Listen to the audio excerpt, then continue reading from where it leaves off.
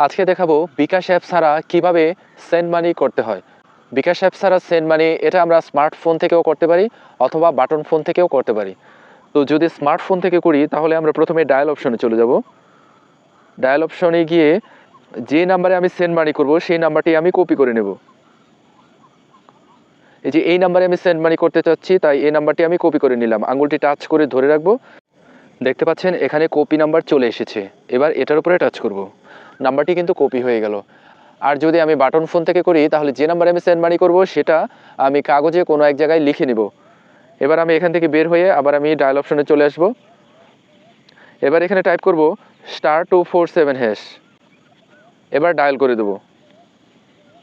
এবার যে নাম্বার দিয়ে আমার বিকাশ খোলা আছে সেই নাম্বারটির উপরে টাচ করব। তো রবি, এটা দিয়ে আমার বিকাশ খোলা আছে, এটার উপরে টাচ করলাম। এবার এক নম্বরে আছে সেন্ড মানি। তো যেহেতু এক নম্বরে সেন্ড মানি আছে, প্রথমে এই খালি বক্সটা আছে এটার মধ্যে টাচ করব। তারপরে এখানে 1 লিখে দেব, 1 লেখার পরে যে ডান দিকে সেন্ড অপশন আছে এটার মধ্যে টাচ করব। এবার যে নাম্বারটি আমি কপি করে রেখেছিলাম সেই নাম্বারটা এখানে পেস্ট করব। এই জন্য আঙুলটি টাচ করে ধরে রাখবো। এই যে উপরে দেখো পেস্টে লেখা আছে এটার মধ্যে টাচ করব। তো কপি করে আনলে কিন্তু একটা বিষয় মাথায় রাখবে, এই যে মাঝখানে দেখো একটা চিহ্ন দেওয়া আছে, একটা হাইফেন চিহ্ন দেওয়া আছে। তো এটা কিন্তু কেটে দিতে হবে। তো এটা আমি কেটে দিলাম। এবার এই যে ডান দিকে সেন্ড অপশন আছে এটার মধ্যে টাচ করব।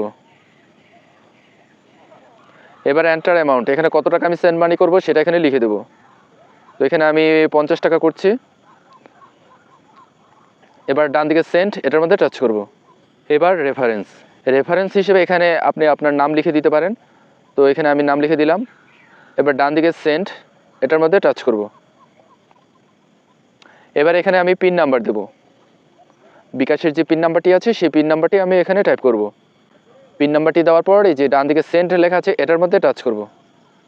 দেখতে পাচ্ছেন খুব সহজেই কিন্তু সেন্ড মানি হয়ে গেল। আজকের মতো এই পর্যন্ত। পরবর্তী ভিডিও পেতে চ্যানেলটি সাবস্ক্রাইব করে পাশে থাকা বেল আইকনটি বাজিয়ে দেওয়ার অনুরোধ রইল। ধন্যবাদ।